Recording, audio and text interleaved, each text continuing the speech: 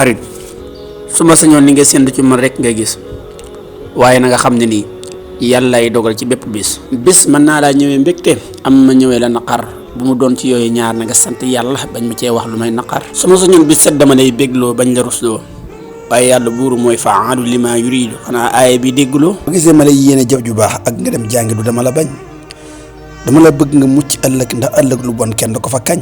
ñi si ëpp ñun dañuy yëkkati gaynde di ko tagg ngir garaawam jàmbaaram di xeeb xaj bi toog si buntu kër di ñu gardeel ngir sàcc bañ fetik tànkam. loolu mooy li ëpp si ñun dañuy warmaal borom alal yi dëkk ak ñun donte dañ ñuy doyadil di xeeb mbindaar mi nekk suñu kër di sonn donte dañ ñu màggal. ki nga jox sa xol jëlu ko waroo ko mere war nga ko comprendre ndax ñaari nit ñoo jël seeni xol jox la ko jëloo ko te bëgg nga ñu comprendre. du war nga xam ne du xol yëpp tijji seeni bunt ngir dalal la. te it bul force ñëpp bëgg la ndax bëgg la kat du force lii nga xam ko lu war la. yow bëggoo ñëpp bëgg la lii ku mu nekk ci xelam xamal ne kooku dof la.